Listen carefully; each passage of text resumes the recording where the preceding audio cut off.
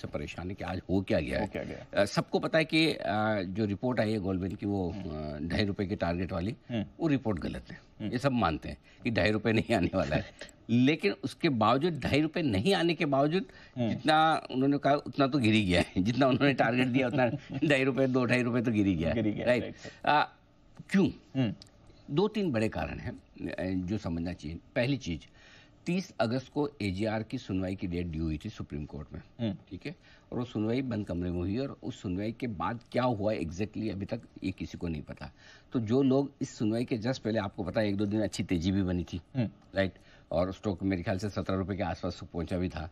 तो काफ़ी लोग इस उम्मीद में लेके गए कि एजीआर की फिर से सुनवाई हो रही है, इसका मतलब ये है कि कुछ न कुछ पॉजिटिव फैसला आएगा। और उस समय एक रिपोर्ट, मुझे याद नहीं ब्रोकरेज कौन है, लेकिन उन्होंने रिपोर्ट दी भी थी और बोला कि अगर 30-40 हज़ार करोड़ का इनको रिलीफ मिल जाता है तो 4 से ₹5 तो मिनिमम शेयर के लिए, सिटी थी आई थिंक, मुझे, शायद हाँ सिटी थी, सिटी होगी, शायद शायद सिटी थी, सिटी। हाँ। तो उस उम्मीद में भी लोगों ने, सो एक तो ये कि लोग उस समय जो खरीदारी करके बैठे हैं हुँ, वो बेचैन हो रहे हैं, इंतजार कर रहे हैं कि अरे भाई हुआ क्या, हुआ क्या? हो रहा है कि नहीं हो रहा, पता तो चले। करेक्ट, अब कुछ लोगों का मार्केट में मानना है कि शायद नहीं हो रहा इसीलिए स्टॉक घटा है, लेकिन कुछ ही लोगों को शायद पता है तो घटे जा रहे हैं। लेकिन पब्लिक डोमेन में अभी तक ये पता नहीं कि अल्टीमेटली उस सुनवाई में क्या हुआ है या आगे क्या होने वाला है। फैसला हो गया, नहीं हुआ, आगे होगा, कब होगा, पता नहीं। Point number 1। पॉइंट नंबर 2, हुँ, दूसरा ये कि काफ़ी लंबे समय से लोग होल्ड करके बैठे हैं। हुँ, 12 से 18 तक एक अच्छा मूव आया। हुँ, उसके बाद 15 से 18 रुपए की रेंज में स्टॉक बराबर कंसोलिडेट कर नीचे यस 15 सर। रुपए के आसपास आता है। हुँ, खरीदारी आ जाती है, 18 के आसपास आता है।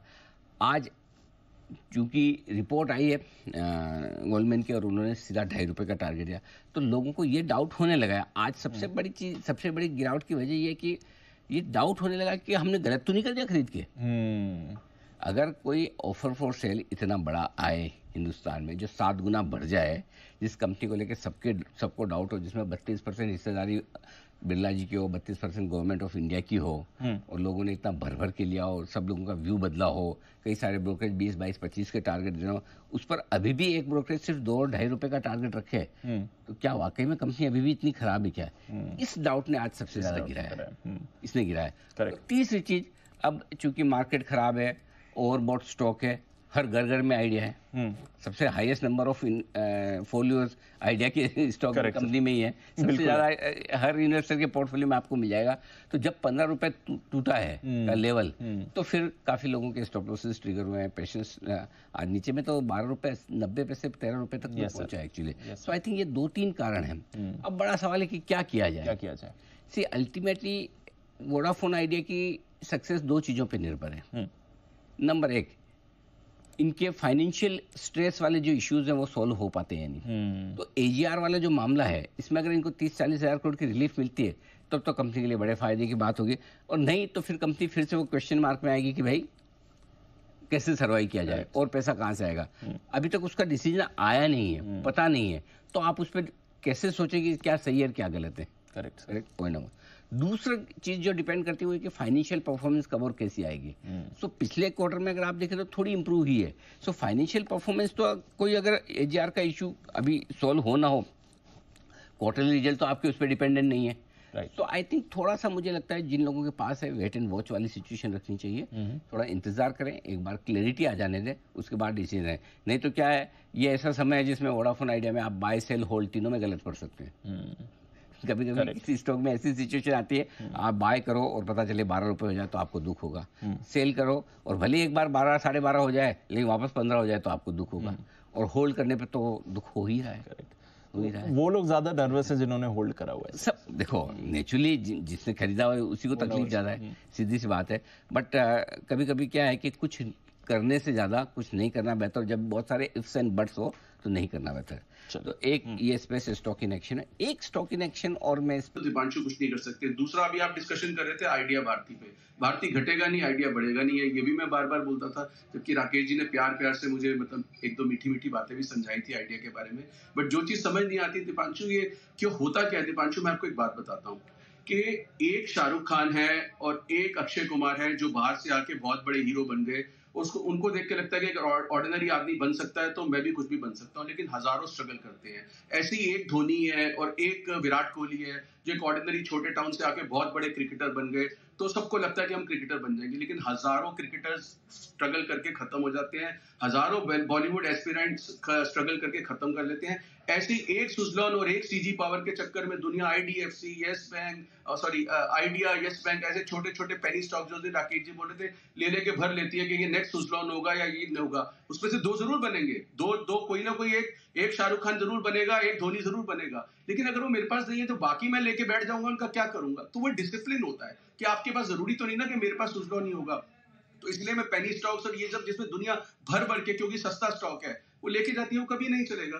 तो ये कुछ डिसिप्लिन है दीपांशु। मैं कॉल भी इसमें नहीं बिलीव करता हूँ कि ये अच्छी कॉल है, बुरी कॉल है, ये लेना है बेचना है। ये मेरे लाइफ के कुछ डिसिप्लिन हैं जो मैं फॉलो करता हूँ और अपने एक्सपीरियंस से शेयर करता हूँ। तो इसमें I have a right to go wrong also. ऐसा तो नहीं है कि आइडिया 25 नहीं हो सकता, बिल्कुल हो सकता है, कभी हो भी जाएगा। लेकिन भारतीय क्या होगा?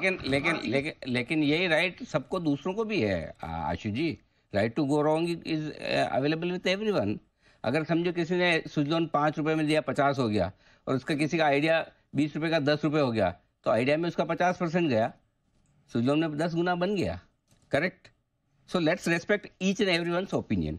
आपने 3 बार बंसल जी का नाम लिया, which is not fair. Anil ji देखिए, डिसिप्लिन वाली बात। हाँ, अच्छा अनिल जी आप आगे, आपको एक चीज बोलनी है। कल आपने सेल कॉल दी और मतलब मैंने आपको इतने सारे वो हार्ट्स के मैसेज भेजे, या तो आप इतने सारे हार्ट्स देख के लग गया कि पता नहीं किसने भेज दिया, कि भाभी ना देख लिया, तो आपने एक दिन डिलीट किया। आपके अलावा कोई भेजता ही नहीं है, कोई रिप्लाई नहीं किया। आपके अलावा कोई नहीं भेजता। मेरी लाइफ सॉर्टेड एकदम।